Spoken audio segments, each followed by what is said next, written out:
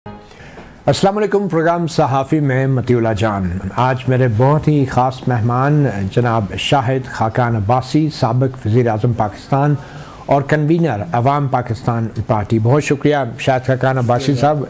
बहुत सी सियासी सरगर्मियाँ हो रही हैं और सबसे जो धमाकाखेज़ ख़बर थी हाल ही में, शायद तारीख़ में पहली बार ISI के साबिक़ सरबराह का कोर्ट मार्शल होने जा रहा है, तो आप इस अमल को कैसे देखते हैं बतौर एक सियासतदान? देखिए, पाकिस्तान की सियासत में हमेशा गर्मा गर्मी होती है, लेकिन ये फील्ड जनरल कोर्ट मार्शल है, इसका सियासत से कोई ताल्लुक नहीं है। आप खुद जानते हैं कोर्ट मार्शल क्या होता है।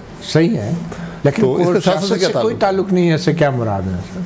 क्योंकि अभी जो चार्जेस सामने आए हैं वो तो उनके रिटायरमेंट के बाद के हैं, ये पता नहीं पहले के हैं कि एक कोई हाउसिंग सोसाइटी थी, उसमें कोई इशू है जो सुप्रीम कोर्ट ने नोटिस लिया था और उसके उन्होंने ऑर्डर्स किए थे, तो वो ऑर्डर्स इम्प्लीमेंट किए जा रहे हैं। अच्छा, सुप्रीम कोर्ट ने तो ऐसा कोई ऑर्डर्स नहीं किए, उन्होंने तो कहा ये नाकाबिल समाअत है, ये तो वज़ारत दफ़ा कंप्लेंट जी, तो उन्होंने खुद इस पर करें। मगर ये जो आप अगर हाउसिंग सोसाइटी का भी आप हवाला दे रहे हैं, तो ये तो आपके दौर में, बल्कि आपके आने से चंद हफ्ते पहले की FIR हैं, और आप जब आए हैं तो आपने इस तमाम वाक़े का कोई नोटिस नहीं लिया, आपके इल्म में नहीं लाया गया। ये क्या वाक़या? मेरा ये काम है नोटिस लेना, ना मेरे से कोई ताल्लुक है। बतौर वज़ीर आज़म आपकी खुफिया इदारे का सरबराह अगर एक टॉप सोसाइटी, हाउसिंग सोसाइटी के ऊपर हमलावर होता है, लोगों को अगवा करता है, तो आपका इससे कोई ताल्लुक नहीं? वो खुफिया इदारे के सरबराह नहीं थे ना, DGI थे, एक सीनियर अफसर, DGC थे, सीनियर अफसर थे। वो वज़ारत दफ़ा का फौज का अपना कानून है ना, उससे हुकूमत का ताल्लुक नहीं होता। नहीं, लेकिन अच्छा, फौज का हुकूमत से कोई ताल्लुक नहीं होता। ये आर्मी एक्ट के तहत जब आप प्रोसीडिंग्स करते हैं, तो ये जो सिविल ट्रायल्स हैं, सिविल हुकूमत, ये डिफेंस मिनिस्ट्री का इसमें कोई रोल नहीं? कोई रोल। अच्छा, ये फौज अपना निज़ाम है। अच्छा, लेकिन आइन में तो पाकिस्तान के लिखा है कि वफाकी हुकूमत जो है कमांड एंड कंट्रोल करेगी, तो ये जो हमारे कमांड एंड कंट्रोल करेगी ना, एग्जैक्टली, बाकी प्रोसीजरल रेगुलेशन जो है उनके अपने हैं। अच्छा, ये जो वज़रा दफ़ा होते हैं हमारे, ये सारे डमी होते हैं या ये खानापुरी होती है? वज़ीर दफ़ा का क्या काम होता है? वज़ीर दफ़ा का कोऑर्डिनेशन होती है विद दी मिलिट्री। जो मिलिट्री की इंटरेक्शन सिविल गवर्नमेंट, उसका हुक्म कोई नहीं चलता, या वो डिसिप्लिन का जिम्मेदार नहीं होता फौज की? जो हुक्म वज़ीर का वैसे भी हुक्म नहीं होता। अच्छा, ये शायद आपको इल्म नहीं है। अच्छा, उसका क्या कोई हुक्म नहीं होता? वज़ीर जो होता है, अच्छा, वो सिर्फ समरी उसके पास आती है, ठीक है, उसके पास 3 चॉइसेस होती हैं। समरी वो नहीं बनाता, समरी सेक्रेटरी बनाता है। सही है। मिनिस्ट्री का अकाउंटेबल जो ऑफिसर होता है, प्रिंसिपल अकाउंटिंग ऑफिसर, वो सेक्रेटरी होता है। और वज़ीर दफ़ा, जो किसी भी वज़ीर दफ़ा छोड़ दें, उसके पास समरी आती है, जो भी हुकूमत का इशू होता है। हुकूमत समरी पे ऑपरेट करती है, वर्बल ऑर्डर्स पे नहीं करती। ठीक है। समरी आपके साथ ही, आपके 3 चॉइसेस हैं, या उसको मनवान अप्रूव कर दें, या उसको रिजेक्ट कर दें, या उसको अप्रूव विद अमेंडमेंट्स कर दें। अगर आप आखिरी 2 अमल करेंगे तो वापस सेक्रेटरी के पास जाएगी, फिर आपके पास आएगी। अच्छा, ये ISI के तो हमने सुना था वज़ीर आज़म के मातहत होती है, ये ISI नहीं? जी, ISI वज़ीर आज़म के मातहत होती है। तो आपके मातहत इदारे के अंदर इतना बड़ा वाक़या हुआ और आपको नहीं? रिपोर्टिंग चैनल उसका आपके नॉलेज में फंक्शनल? जी, मेरे नॉलेज में कोई ऐसी बात नहीं, ना मेरा काम है। ये ISI इदारा जो है वो अपने औसत के खिलाफ खुद कार्रवाई करता है, हर इदारा करता है, तो वज़ीर आज़म से ताल्लुक नहीं होता। अच्छा, सारा दिन वज़ीर आज़म यही काम करता रहे। अच्छा, लाखों मुलाजिम हैं वफाकी हुकूमत के, उनके जो मिनिस्ट्रीज हैं वो खुद उनके खिलाफ कार्रवाई करती हैं। मिनिस्ट्री मतलब वज़ीर दफ़ा करते हैं अगर चाहते तो? किसमें? मतलब अगर वज़ीर दफ़ा जो थे आपके, वो अगर चाहते तो उनके नीचे भी सैकड़ों इदारे हैं, इल्म में नहीं होगा, उनके नीचे भी सैकड़ों इदारे हैं। तो ये अगर इल्म में आ जाता तो अच्छा नहीं था, बजाय इसके कि इतनी बदनामी हुई है कि इदारे की, सुप्रीम कोर्ट में मामला आया, और ये जो लापता अफराद के मामला थे, इससे भी वज़ीर आज़म का कोई ताल्लुक नहीं होता, वज़ीर दफ़ा का कोई ताल्लुक नहीं होता? कोई ताल्लुक नहीं होता। अगर सब डाखाने होते, ये इशू डाखाने नहीं होते। अगर इशू बनता है उसका एक प्रोसीजर है। अच्छा, एक इशू आपके पास अगर आता है वो समरी की सूरत में आएगा।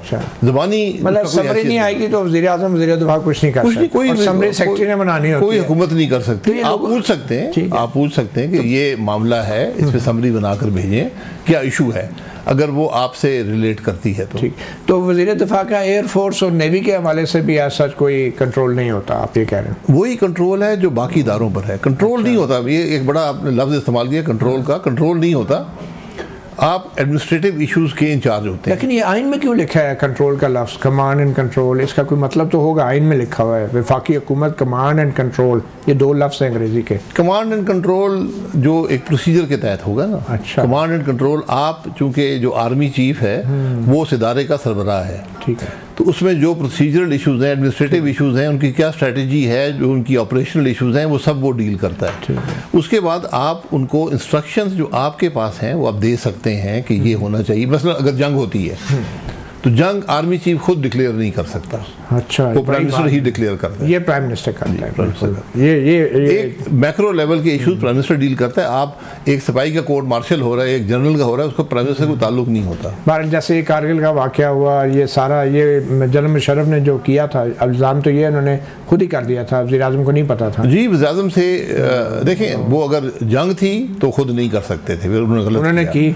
अगर जी वो एस्टैब्लिश करें लाइन ऑफ कंट्रोल क्रॉस हुई या नहीं हुई, उसमें ये इशू था, ये इशू रेज हुआ बाद में तो मान लिया उन्होंने, बंदे भी मारे गए, निशाने हैदर भी दिए हमने। जी, मैं ये कह रहा हूँ ना कि फिर भी क्या हमने लाइन ऑफ कंट्रोल क्रॉस की या नहीं की?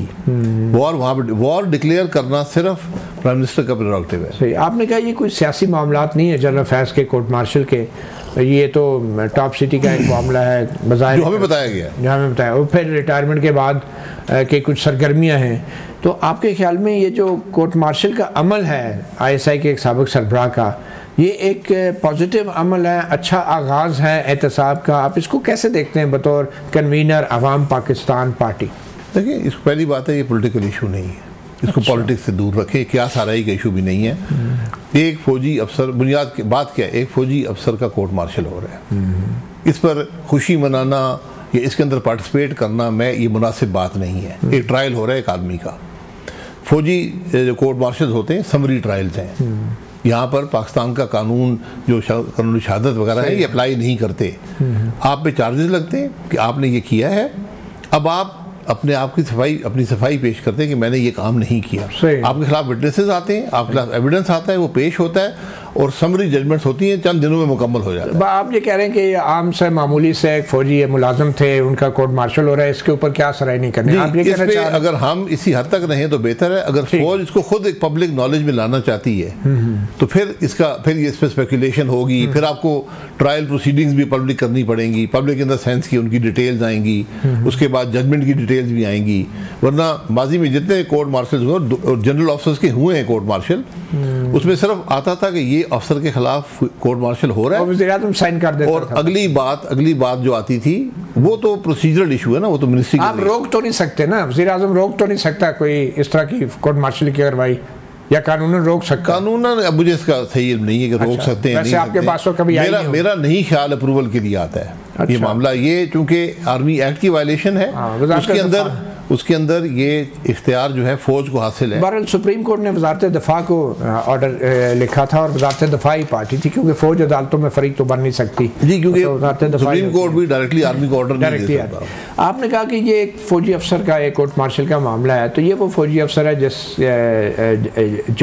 जिसके बारे में आपके लीडर, साबिक लीडर माजरत के साथ नवाज शरीफ बराह रास्त नाम लेकर इल्ज़ाम लगाते रहे, जनरल बाजवा, जनरल फैज़ ने ये किया, और फिर हाई कोर्ट के एक जज इन फौजी अफसर का नाम लेके कहते रहे कि जब DGI थे और उसके चंद हफ्ते बाद आप वज़ीर आज़म भी बन गए, कि ये मुदाखलत करते रहे, उनसे मुलाकातें करते रहे, शरीफ ख़ानदान को ज़मानतें नहीं देनी, हमारे 2 साल की मेहनत ज़ाया हो जाएगी, ये वो वाले फौजी अफसर हैं। तो आप कहते हैं ये कोई बहुत मामूली फौजी अफसर थे? बिल्कुल, हर फौजी अफसर होता है रिटायरमेंट तक, फिर रिटायर्ड अफसर बन जाता है और वो एक कानून के तहत काम करता है। अगर हुकूमत आज उसी जमात की है, मियाँ साहब उस जमात के सरबराह हैं, तो उनको पूरा हक हासिल है कि वो इनके खिलाफ कार्रवाई कर सकते हैं। होनी चाहिए कि नहीं, ये बताएं ना। अगर उनके पास ये एविडेंस है, एविडेंस बेस्ड कार्रवाई होती है। आपके पास कोई एविडेंस नहीं है कि मेरे पास सियासत की है या सियासत में इंजीनियरिंग की है? मैं तो हुकूमत में नहीं हूँ ना। एविडेंस आपके पास हो तो आपको कार्रवाई बिल्कुल करें, आपकी ये हक है। अगर कोर्ट के पास कोई एविडेंस है, बिल्कुल कार्रवाई कर सकते हैं, उनके खिलाफ चार्जेस हैं। आपको तो कोई शिकायत नहीं है जनरल फैज से? मुझे कोई शिकायत नहीं। आपकी मुलाकातें रही हैं उनसे या उनके? मेरी जिंदगी में 2 मुलाकातें हुई हैं। अच्छा। एक जब जनरल बाजवा साहब से हम 3 लोग उनकी ख्वाहिश पर उनसे मुलाकात की थी 2018 में। कौन कौन थे सर? ख्वाजा आसिफ साहब थे, मैं था और मिफ्ता इस्माइल साहब थे। अच्छा। और मियाँ साहब से पूछ के हमने मुलाकात की थी और उसमें सिर्फ इकॉनमी डिस्कस हुई थी। उसमें बाजवा साहब थे और फैज़ साहब थे। पहली दफ़ा मैंने फैज़ साहब से। सागडार साहब नहीं थे उसमें? नहीं, सागडार साहब उस वक्त मुल्क में नहीं थे। मुल्क में नहीं थे। तो ये हुकूमत ख़त्म, ये जब आप 2018 की बात है, जब आपके टेकर गवर्नमेंट से पहले की आपकी गवर्नमेंट थी? नहीं जी, ये हुकूमत पीटीआई की बन गई थी। ये नवंबर की बात है, डॉक्यूमेंटेड है, कोई ऐसी बात नहीं है। और उसके बाद एक पार्लियामेंट्री जो कोई वो हो रहे थे। उस मीटिंग में क्या बात हुई थी? इकॉनमी पे, सिर्फ इकॉनमी पे उन्होंने कहा बाजवा साहब ने कि ये मुझे ये तशवीश है, ये मसाइल हैं, क्या होगा। एक राय का एक्सचेंज ऑफ व्यूज़ था, काफ़ी लंबा। तो आप एक आम ऐसे फौजी अफसर के पास मुलाकात के लिए आप क्यों चले गए बतौर सियासतदान? आप तो कहते हैं ये फौजियों का अंदरूनी मामला है, आर्मी एक्ट होता है, फिर आप मुलाकातें भी करते हैं, तो आपको महसूस मुलाकातें देखें, हम अपोजिशन में थे। तो आर्मी चीफ से क्या आपका ताल्लुक? आर्मी चीफ ने कहा मैं मिलना चाहता हूँ, इकॉनमी डिस्कस करना चाहता हूँ। जनरल फैज भी मौजूद थे उस मीटिंग में? जनरल फैज उनके साथ थे, उनकी तरफ से एक ये मुलाकात होगी। और इसके आर्मी अफसर से मिलना कोई जुर्म नहीं है। नहीं, कोई जुर्म नहीं है। तो इसके अलावा क्या मुलाकात है? 2 आप इसके अलावा एक पार्लियामेंट में उस वक्त ये कोई कानून चल रहे थे, हर नैब की अमेंडमेंट्स थी, हुकूमत भी शामिल थी, तो उसमें जनरल फैज एक दफ़ा मीटिंग में आए थे। ये 2 मीटिंग्स हैं।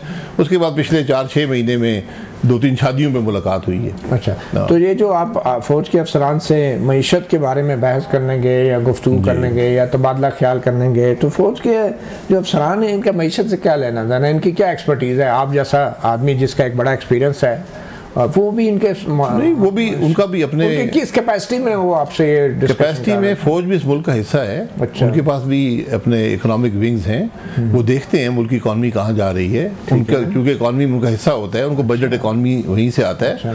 वो नज़र रखते हैं, वो अपनी कोशिश करते हैं, उसमें अपनी इनपुट भी देते हैं और ये बातें NSC के टेबल पर डिस्कस होती हैं। अच्छा। इसका फॉर्मल एक चैनल भी है। NSC किसी मकसद के लिए बनी हुई है ना, इसी मकसद के लिए कि वो इस मकसद के लिए कि आर्मी चीफ अपोजिशन लीडरों से मुलाकातें करें, बुला के उनसे डिस्कशन करें। अपोजिशन लीडर से बिल्कुल क्या ये सियासी सरगर्मी नहीं है? नहीं, क्या ये ओथ की खिलाफवर्जी नहीं है आपकी भी और आर्मी चीफ की भी? जी, हमको छुप कर तो नहीं गए थे ना। नहीं छुप के, इसलिए अगर ये उस वक्त की हुकूमत को इख्तलाफ है इस बात से, तो वो कार्रवाई कर सकती है उनके खिलाफ। ठीक है। बहरहाल आप कहते हैं कि जनरल फैज के ऊपर किसी किस्म की सियासी सरगर्मी का इल्ज़ाम अभी सामने नहीं आया और ना ही आपके पास कोई एविडेंस नहीं है। अगर हुकूमत वक्त के पास है तो वो कर लें, और अगर जजेस के पास है वो कर लें। आपके पास कोई एविडेंस है वो प्रोवाइड कर लें। आप लगता है कि नवाज शरीफ भी गलत बयानी कर रहे हैं, शौकत सदीकी भी गलत बयानी कर रहे हैं, अभी तक दीगर जो शवाहिद आए वो भी सब गलत है, आपके पास कोई सबूत नहीं। आप पाकिस्तान में ही सियासत कर रहे हैं लेकिन आपके पास कोई सबूत नहीं। मेरे पास नहीं, उनके पास है तो वो दे देना। वो कह रहे हैं, मैं तो नहीं कह रहा हूँ। मुझे तो जनरल फैज ने कोई धमकी नहीं दी या कोई और कार्रवाई नहीं की ना, जिसके देखें आपके साथ अच्छे ताल्लुकात होंगे। मेरा ताल्लुक ही कोई नहीं है ना। अच्छा। मेरा क्या ताल्लुक है? चलो, ये अफसार आलम साहब को जो कॉलें आती रही इसके ऊपर छोटी सी ब्रेक लेते हैं, फिर आपको बात करते हैं, क्योंकि आप उस वक्त वज़ीर आज़म पाकिस्तान में थे। एक वक्फा।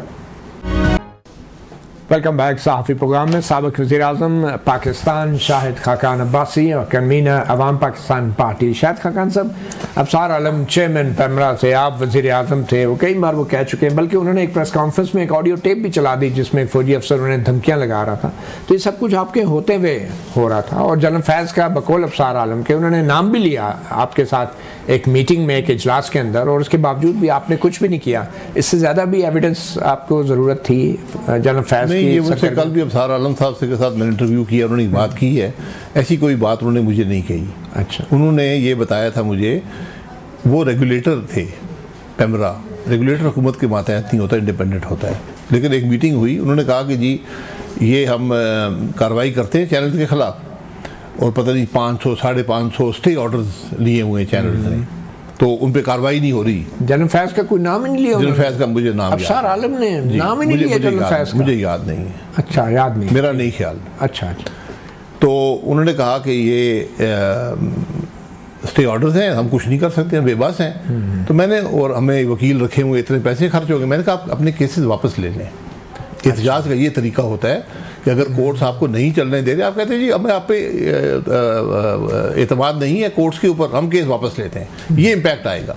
बहरहाल आपने जनरल फैज से रब्ता भी नहीं किया इस हवाले से? जनरल फैज से मेरा कोई ताल्लुक नहीं था। वो जो उन्होंने एक प्रेस कॉन्फ्रेंस की थी और ऑडियो टेप चला दी थी चेयरमैन पेमरा ने कि फौजी अफसरों ने धमकियां लगा रहा है, इसका भी आपने नोटिस नहीं लिया? मुझे याद नहीं ऐसी प्रेस कॉन्फ्रेंस हुई है, नहीं हुई है तो वो रेगुलेटर थे, वो उसके खिलाफ दरख्वास्त दे सकते थे।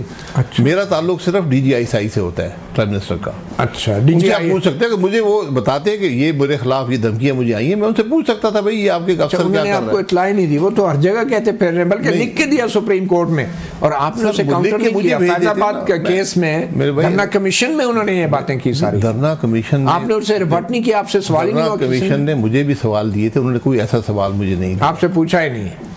मुझसे धरना कमीशन ने नहीं पूछा, मैंने धरना कमीशन में सामने पेश हुआ, मैंने कहा आप लिख के सवाल दे दें, मैं आपको लिख के जवाब दे दूंगा ताकि रिकॉर्ड पे आ जाए। अच्छा, इसके अलावा आपके ख्याल में ये सियासतदानों और सहाफ़ियों ब्यूरोक्रेसी के ऊपर जो जनरल फैज का एक किस्म का मुबैना कंट्रोल रहा है, आप इससे बिल्कुल आगाह नहीं हैं कि इस तरह की कोई इल्ज़ामात हैं? देखिए, बात एविडेंस पे करनी चाहिए ना। मैं और आप ज़बानी बातें सारा दिन करते हैं, उसकी कोई हैसियत नहीं है।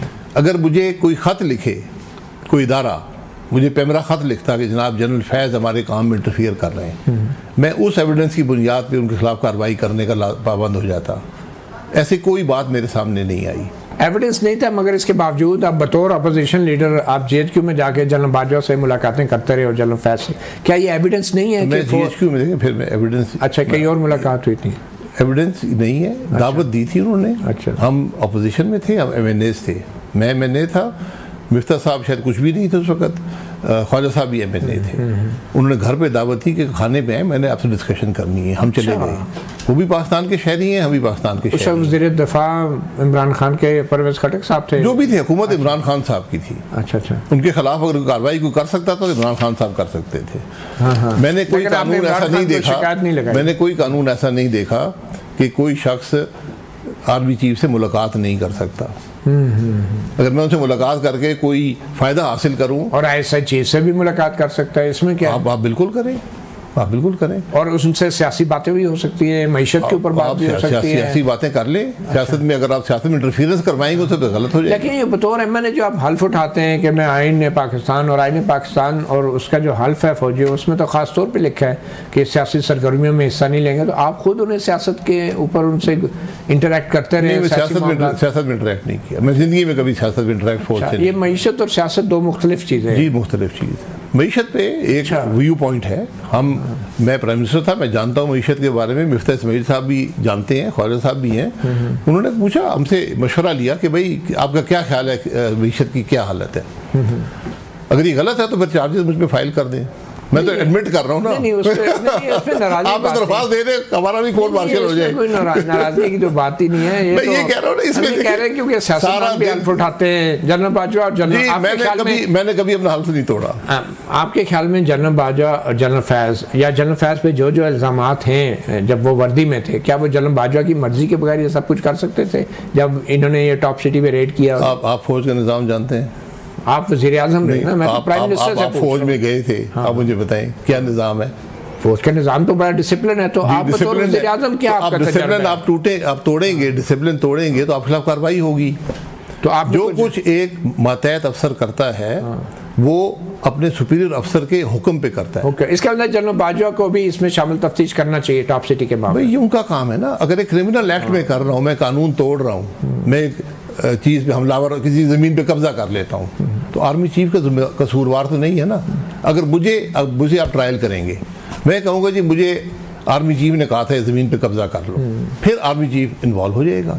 एक तरीका होता है हर काम करने का। सही है। और अदरवाइज आर्मी चीफ उनकी कार्रवाइयों का जिम्मेदार नहीं है अगर उन्होंने खुद कुछ बिल्कुल जिम्मेदार है। अगर वो बगैर इख्तियार की कार्रवाई कर रहे हैं तो 100% जिम्मेदार हैं। सही। अच्छा, अब ये बताएं कि आपने नवाज शरीफ को क्यों नहीं मना किया? वो इतनी बड़ी बड़ी बातें करते थे, नाम लेते थे, जनरल बाजवा, जनरल फैज, मुझे क्यों निकाला, तो साकिब निसार और आसफ सईद खान खोसा इनके राब्ते थे जनरल फैज से, तो आपने उन्हें मना क्यों नहीं किया कि बगैर सबूत के तकरीर ना करें? आप इख्तिलाफ करते थे पार्टी में कि इस तरह के इल्ज़ामात मत लगाएं, कभी आपने बोला पार्टी के अंदर बैठ बात कर दी, उनके पास कोई बात होगी, लेकिन आप चुप रहे? मेरे लीडर थे, उन्होंने बात कर दी, उनको आपने रोका नहीं कभी? नहीं, मैं रोकने की पोजीशन में नहीं हूँ। मेरे नहीं, आपका एक जमहूरी राय तो दे सकते हैं ना। जमहूरी राय आपने कभी दी कि आप ये गलत कर रहे हैं? मेरे लीडर ने बात कर दी तो वो भी मेरी बात बन जाती है। सियासत निज़ाम इस तरह चलता है। अच्छा, ये सियासत। और अगर मैंने कोई बात करनी हो तो मैं फिर बंद कमरे में उनसे करूंगा कि आप ये बात दुरुस्त कभी की आपने कि आप गलत कर रहे हैं इस तरह के इल्जाम? ये मुझसे आप ना पूछें, आप दूसरों से पूछ लें। नहीं, वो तो नहीं, आप पूछ बंद कमरे की बात भी बताएंगे। देखें, इल्जाम लगाने की बात उन्होंने भरे जलसे में की थी, उन्होंने नाम लेकर कहा था, तो वो पार्टी का मौकफ सामने आ गया। आपने उसकी उनका मौकफ है, मेरी हिमायत की जरूरत नहीं है। उस वक्त की जब मेरे लीडर एक बात कर देंगे वो मेरा भी मौकफ बन जाता है। अगर मुझे इख्तलाफ है तो मैं पार्टी छोड़ दूं। चलिए, अब क्विकली आ जाए मौजूदा जो इस वक्त सुप्रीम कोर्ट और पार्लियामेंट की जो इस वक्त टसल एक बनी हुई है, अवाम पाकिस्तान पार्टी कहाँ खड़ी है? मखसूस नशिस्तों के ऊपर जो सुप्रीम कोर्ट ने फैसला दिया 8-5 से, पार्लियामेंट ने एक कानून बना दिया है और बज़ाहिर कोशिश की गई है कि सुप्रीम कोर्ट के फैसले को गैर मौसर किया जाए। तो आपके ख्याल में पार्लियामेंट ने ये दुरुस्त किया है, कर सकती थी? बतौर सियासतदान क्या समझते हैं आप? किसी वकील से मशवरा कर लें, बात बड़ी सीधी है। आप एक सुप्रीम कोर्ट के फैसले को नाकाम नहीं कर सकते, उसको तब्दील नहीं कर सकते कानून पास करके, ये आप नहीं कर सकते। इसका सिर्फ एक ही तरीका है कि आप आइन में तरमीम कर लें और कहें कि ये फैसले जो हैं ये काबिल कबूल नहीं है, ये गलत हैं। आपको सुप्रीम कोर्ट के फैसलों को गलत एक आइनी तरमीम से आप कर सकें, उसके अलावा नहीं कर सकते। तो ऐसा कानून हमेशा आगे की तरफ अप्लाई होता है। हम जो कानून बनाते रहे ना, जो पीछे अप्लाई होते हैं, जैसे नैब का कानून, हम सबको बड़ा शौक है नैब के कानून का। नैब का कानून बना है 1999 में, इतलाक होता है 1985 में। ये 15 साल का अरसा जो चीज़ कानूनी थी उसको गैर कानूनी भी करार दे दिया गया। ये गलत कानून है। इसलिए, और दूसरी बात ये है कि जब सुप्रीम कोर्ट का फैसला आ गया, आपकी जिम्मेदारी है इम्प्लीमेंट करना। ये फैसला बड़ा वाज़ेह है। आइन की सिर्फ अल्फाज नहीं देखे जाते, आइन की रूह देखी जाती है, उसमें बनाने वालों की नीयत देखी जाती है, जिसको इंटेंट ऑफ द फ्रेमर्स कहते हैं। वो इंटेंट क्या होती है कि क्यों ये कानून बनाया। कानून बड़ा वाज़ेह है।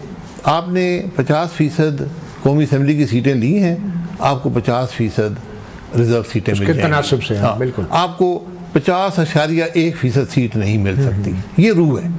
अगर कोई फैसला इलेक्शन कमीशन ने किया है तो गैर कानूनी किया है, उसको ओवरटर्न कर दिया। अब ये बात कि क्या वो सीटें किसी और को मिल सकती हैं और कैसे मिलेंगी, इसकी तशरीह भी सुप्रीम कोर्ट ने कर दी। तो बात ख़त्म हो गई। अब उसको आप इम्प्लीमेंट कर दें तो बेहतर होगा, ये वरना निज़ाम सारा गड़बड़ है, वरना निज़ाम सारा फिर जो है बैठ जाएगा, कल ये इस्तेमाल होगा आपके खिलाफ। बिल्कुल सही। अब ये बताएं कि आइनी तरमीम करके जजों की मुद्दत ओहदा में तोसी की बात भी हो रही है, एक्सटेंशन की बात भी हो रही है। यूँ तो पार्लियामेंट का ये आइनी अख्तियार है कि वो आइनी तरमीम कर सकती है। तो असूली तौर पे आपका क्या मौक़िफ़ है कि क्या ऐसी एक्सटेंशन मौजूदा हालात में सुप्रीम कोर्ट के जजों को या चीफ जस्टिस को देनी चाहिए पार्लियामेंट की तरफ से? ये और बात है कि अभी तो 2/3 अक्सरियत की भी बात नहीं हो रही, लेकिन असूली तौर पे क्या है, ये ऐसा होना चाहिए? बात वहीं पे आ जाती है ना, अल्फाज की बात नहीं है। मैं आइनी तरमीम क्यों कर रहा हूँ, इंटेंट ऑफ द फ्रेमर्स क्या है, क्यों कर रहे हैं? मुझे को वजह बताए ना, मुझे हुकूमत वजह बताए क्यों आप चेंज कर रहे हैं आइन को। पार्लिमान भी तबाह होगी, जुडिशरी भी तबाह होगी और आज की चीफ जस्टिस भी तबाह होंगे, ये मैं आपको गारंटी करता हूँ। आप ये करें ये तरमीम। आज इसका एक बड़ा आसान रास्ता है। चीफ जस्टिस साहब बैठे हैं, अपने ज़ुबान मुबारक से फरमा दें कि मैं ऐसी आइनी तरमीम का हिस्सा नहीं बनूंगा, मैं इसको कबूल नहीं करूंगा, मैं इस्तीफ़ा दे दूंगा। अगर आपने आइनी तरमीम की, मैं अपने वक्त पे 65 साल पे इस्तीफ़ा दे दूंगा। ये होता है असूली। अगर वो नहीं बोलते तो क्या फ़र्क पड़ता है? नहीं बोलते तो फिर मैंने आपको बताया है, ये पूरा निज़ाम तबाह हो जाएगा। अच्छा, आप कहते हैं कि बहुत ज़रूरी है कि चीफ जस्टिस की ये बात, इसको ये देखें, ये एक्सटेंशन जब आइन बना था 65 साल की उम्र सोच समझ के रखी गई थी। एक्सटेंशन हमेशा इदारे के लिए, शख्स के लिए, मुल्क के लिए नुकसानदेह साबित होती हैं। और आप अचीव क्या करना चाहते हैं, क्या होगा? कोई सीनियरिटी तो इफेक्ट नहीं होगी। अगर आपने किसी को रोकना है कि चीफ जस्टिस ना बन पाए, उसे बनने को उसको भी 3 साल मिल जाएंगे, पूरे निज़ाम को 3 साल मिल जाएंगे। आप दूसरों की रास्ता रोक देंगे। इसलिए बड़ी सोच समझ के आइन बड़े सोच समझ के बनते हैं, तरामीम बड़ी सोच समझ के। आपने शायद जनरल बाजवा की एक्सटेंशन की भी ज़ाती तौर पर बड़ी मुखालफत की थी। मैंने जनरल बाजवा की एक्सटेंशन की मुखालफत नहीं की। मैंने क्योंकि मैंने ये ख़त लिखा, मैं जेल में था, मैंने अपनी पार्टी को ख़त लिखा, मैंने कहा कि फ़ौज प्राइम मिनिस्टर का हक़ था, वो एक्सटेंशन दे चुका है, फ़ौज ने कबूल कर ली है, फ़ौज को एम्बेरस मत करें, लेकिन कानून में तरमीम मत करें कि एक आपने गैर मामूली अमल को मामूल का हिस्सा बना। आप चाहते थे कि नून लीग इसको सपोर्ट ना करें? किसको? इस एक्सटेंशन वाले कानून? नहीं, एक्सटेंशन तो देखें, एक्सटेंशन तो सुप्रीम कोर्ट के हुक्म पर हुई ना। नहीं, उन्होंने हुक्म तो नहीं दिया था। क्या कहा था? उन्होंने ये कहा था कि पार्लियामेंट अपना फैसला करे 6 महीने के अंदर। जी यही कहा था ना कि पार्लियामेंट ने, नून लीग ने क्यों सपोर्ट किया? आप पार्लियामेंट, मेरी बात सुनिए, पार्लियामेंट ने का कहा ना, और कब कहा? अगस्त के मिडल में एक्सटेंशन दी गई, नवंबर के मिडल में जाके कहा, वहां पर भी यही घेल थी कि उन चीज़ को कहा गया था। मुखालफत की नून लीग के पार्टी के अंदर के हमें नहीं, मैंने बड़ा वाज़ेह मौक़िफ़ लिख के भेजा। मैं उस वक्त जेल में था, मैं हिस्सा नहीं बन सकता। क्या मौक़िफ़ क्या था? ये मौक़िफ़ था कि प्राइम मिनिस्टर ने एक्सटेंशन दे दी है आर्मी चीफ को, आर्मी ने कबूल कर ली है, आप आर्मी को एम्बेरस मत करें, ये बात ख़त्म, इस्टेब्लिश हो गई है। अब आगे की जो बात है, आपने कानून में जो तरमीम करनी है, इस गैर मामूली अमल को मामूल का हिस्सा ना बनाएं, ये मेरी राय थी। यानी कानून बनाने की जरूरत नहीं है, बस एक कानून में अगर आपने तरमीम करनी है। सुप्रीम कोर्ट ने कह दिया था कि अगर 6 महीनों में कानून ना बना तो आर्मी चीफ नहीं रहेंगे। जी, तो आप बाजवा साहब के लिए कानून में तरमीम कर देना कि बाजवा साहब को दे दें वन टाइम। आप कहते हैं कि वन टाइम, ठीक है, मजबूरी थी। उसके बाद भी अगर किसी हुकूमत ने एक्सटेंशन देनी हो तो पार्लियामान से कानून में अमेंडमेंट करा के दे दे। तो वन टाइम काजी फाजिसा को भी दे दें फिर चीफ जस्टिस। वन टाइम आप कानून से नहीं दे पाएंगे। वन टाइम तो वो कानून नहीं दे पाएंगे, आइन के तहत आइनी अमेंडमेंट करनी। बिल्कुल सही है। एक छोटी सी ब्रेक लेते हैं। हमारे साथ मौजूद हैं साबिक वज़ीर आज़म पाकिस्तान और कन्वीनर अवाम पाकिस्तान पार्टी जनाब शाहिद खाकान अब्बासी। वेलकम बैक सहाफ़ी प्रोग्राम में। साबिक वज़ीर आज़म शाहिद खाकान अब्बासी हमारे साथ मौजूद हैं। शाहिद साहब, आपके वज़ीर दिफा जो साबिक रहे, अभी भी हैं, ख्वाजा आसिफ साहब, आपके तो साबिक एक पार्टी के साथी हैं, उनके बातों से लगता है कि जनरल बाजवा को आर्मी चीफ बनाने में जो जनरल बाजवा के ससुर थे उन्होंने बड़ा अहम किरदार अदा किया, और ख़ुद ख्वाजा आसिफ ये एतराफ़ कर रहे हैं आज के उनसे मुज़ाकरात होते थे, गारंटी ली जाती थी।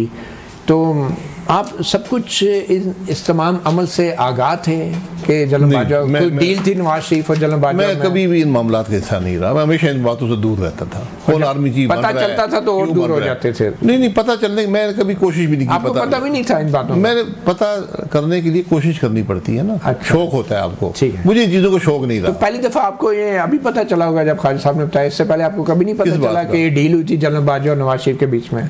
सर देखें, मुझे कोई ऐसी एविडेंस मेरे पास नहीं। एविडेंस नहीं, लेकिन खबरें थी। तो खबरें मैंने नहीं सुनी। अच्छा, आपने? मैंने कोई ऐसी खबर नहीं सुनी। खबरें तो यहाँ रोज हर आदमी हर बात करता है। अच्छा, डील क्या हो सकती है? प्राइम मिनिस्टर एक आदमी को आर्मी चीफ बनाता है, क्या डील करेगा उसके साथ? ये हम बड़ी खाम ख्याली में रहते हैं। मुझे बहुत से हमारे जो फौज में दोस्त हैं वो कहते हैं जी ये प्राइम मिनिस्टर बड़ी गलती करता है, आपने गलतियाँ की हैं। हर 3 स्टार जो होता है वो चीफ बनने के काबिल होता है, आपको सीनियरिटी भी बनाना चाहिए। तो मैंने उनसे कहा कि यार अगर हर 3 स्टार क्वालिफाइड होता है तो प्राइम मिनिस्टर ने गलती क्या की है? उसने 3 स्टार को बना, 2 स्टार को नहीं बनाया ना। तो 3 स्टार पे जो आदमी पहुंचा है उसको प्रमोशन आर्मी का निज़ाम ही करता है, उनमें से एक शख्स को प्राइम मिनिस्टर चुनता है, तो उसमें खराबी क्या है? अच्छा सर, ये बताएं कि क्या तहरीक इंसाफ और इस्टेब्लिशमेंट के बीच जो एक टसल है, कशीदगी है जो नज़र आ रही है, इसको दूर करने के लिए आपस में मुज़ाकरात करने चाहिए? आप भी तो जनरल बाजवा से मिलते रहे, अगर इमरान खान मिल ले तो कोई हर्ज तो नहीं है? मिले ना, मैं मिलता नहीं रहा, मेरी सिर्फ एक मीटिंग हुई है उनके साथ। नहीं, आपने कहा ना इसमें कोई हर्ज नहीं है। बिल्कुल मिले ना, किसने रोका है? वो तो दोबारा आप मिलने होंगे, फिर मिल लेंगे आप। अभी बतौर कन्वीनर अवाम पाकिस्तान पार्टी भी आप मिले होंगे। किसको? General Asim money. मैं किसी को नहीं मिले। क्यों नहीं मिले? जरूरत नहीं है, मेरा कोई ताल्लुक नहीं है इस मामले से। अच्छा, पहले तो चलो और बात, मुझसे अगर कोई मशवरा करना चाहे तो मैं बिल्कुल पब्लिकली जाके मिलने तो आपके ख्याल में अगर मुझे मेरे साथ कोई ऐसी चीज़ है, मेरे पास नॉलेज है जिसको मुल्क को फ़ायदा मिल सकता है, मुझे प्राइम मिनिस्टर साहब बुला लें, उनको भी मिल लूँगा, जो बुला लें मिल लूँगा, जो भी फ़ायदा उठाना। हमारा पाकिस्तानी तो है ना, मेरी सिटीजनशिप तो ख़त्म नहीं हुई ना। नहीं बिल्कुल वो तो नहीं वापस लिया आपने। सर ये बताए ना कि एस्टैब्लिशमेंट और PTI के दरमियान राब्ते होने चाहिए, मुज़ाकरात होने चाहिए। सर एस्टैब्लिशमेंट जाने और PTI जाने, बतौर एक सियासतदान आपके ख्याल में मौजूदा हालात के अंदर ये इस बात, देखिए अगर वो फरीक हैं एक दूसरे के तो बिल्कुल बैठ कर ये मामला तय होगा, लेकिन ये मामलात अगर आपने तय करने हैं इसको एक बड़े प्लेटफॉर्म पर तय करें। आज ये बात तो दुरुस्त है ना कि आपस में फरीक बन गए ना, एस्टैब्लिशमेंट और PTI फरीक हैं, ये बात तो हम सब मानते हैं ना। आप रोज़ अखबार बात भरे होते हैं, आज ही वो ये कह गया तो ये कह गया। आज एक ज़रूरत मुल्क की भी है, यहाँ एक मुल्क भी है बदकिस्मती से, यहाँ सिर्फ फौज नहीं है या PTI नहीं है, PMLN, एक मुल्क भी है, 24 करोड़ अवाम पाकिस्तान पार्टी भी है, 24 करोड़ लोग भी है। अवाम पाकिस्तान पार्टी कुछ नहीं मानते, हम अभी तक फ्री नहीं बने, हमें रहने दें। तो अब इशू ये है कि मुल्क कैसे चलेगा, आप वो रास्ता ढूंढें अपने। आप बताएं ना, आपके नज़दीक क्या? मैंने आपको 100 दफ़ा बता चुका हूँ, आपको पहले भी बता चुका हूँ, एक टेबल पर बैठना पड़ेगा, कोई और चॉइस नहीं है। ये टेबल जो है JHQ का होगा या इधर पार्लियामेंट? मैं अवाम पाकिस्तान मुहैया करेगी, अवाम पाकिस्तान आप बुला रहे हैं सोच से, टेबल जिसका भी हो, आपकी सोच से जुडिशरी नहीं, मेरा ये काम भी नहीं है और ना मेरा वो, उसमें फौज के नुमाइंदे भी होंगे, फौज के सरबराह, जुडिशरी के सरबराह, 5 मेजर पार्टीज के सरबराह, अच्छा ये बैठे आगे के रास्ते का तयन करें। इसमें कोई कॉन्स्टिट्यूशनल बार नहीं है। अच्छा। आज मुल्क के गैर मामूली हालात हैं, आपको हल भी गैर मामूली मिलेगा। आपके मुल्क को स्टेबिलिटी चाहिए, कंटिन्यूटी ऑफ पॉलिसी चाहिए, आपको रिफॉर्म का एजेंडा चाहिए, ये किसी जमात के अंदर ये सलाहियत नहीं है। तो ये बात आप वज़ीर-ए-आज़म बनने से पहले नवाज शरीफ को बताते ना कि भाई बैडी आप क्या कर रहे हैं? उस वक्त तो मुल्क चल रहा था मेरे भाई। किधर चल रहा था? आप कैसे आए फिर? जिस तरीके से चल रहा था किसने तोड़ा, क्यों तोड़ा? मियां साहब आज तक सवाल कर रहे हैं, परसों भी उन्होंने सवाल किया, पिछले हफ्ते भी सवाल किया है, मुझे क्यों निकाला? चले सर ये बताएं कि ये अभी जो इंटरनेट पे पाबंदियां लग रही हैं, 2016 में भी नून लीग पी का कानून लाई थी, अब ये इंटरनेट पे पाबंदियां, ये फायरवॉल, ये ट्विटर पे बंदिश, आपका क्या मौक़िफ़ है? वो वज़ीर साहबा ने कह दिया है कि ये सब जो मतीउल्लाह जान VPN इस्तेमाल करता है, क्योंकि हमने पाबंदी लगा दी है तो अब लोग VPN इस्तेमाल करते हैं। जब VPN इस्तेमाल करते हैं तो इंटरनेट की जो बैंडविड्थ है वो मुतासिर हो जाती है, तो इंटरनेट स्लो हो जाता है। हमारे प्राइम मिनिस्टर साहब खुद भी VPN इस्तेमाल करते हैं। सही है, तो सारा कसूर तो प्राइम मिनिस्टर साहब को हुआ। ये तो हुकूमत ही VPN वाली तो आपके ख्याल में ये दुरुस्त है या गलत है? क्या बात? अवाम पाकिस्तान क्या सोचते हैं इस बारे में? अवाम पाकिस्तान के अवाम क्या सोच रहे हैं ये पता करें पहले। दुनिया अरबों डॉलर इन्वेस्ट करती है इंटरनेट की स्पीड तेज़ करने के लिए कि लोगों, क्योंकि आज इंटरनेट जो है ये हवा की तरह है, इसके बगैर आपकी ज़िंदगी अब मफलूज हो जाते हैं। ऑक्सीजन, हर चीज़ आज इस पे चलती है। सही, आज आप अपनी पूरी ज़िंदगी गुजार सकते हैं इस छोटी सी डिवाइस पर, लेकिन इसको चाहिए स्पीड। जितना आप स्लो करेंगे इतना आपकी इकॉनमी मुतासिर होगी। तो ये बात किसको समझ नहीं आ रही?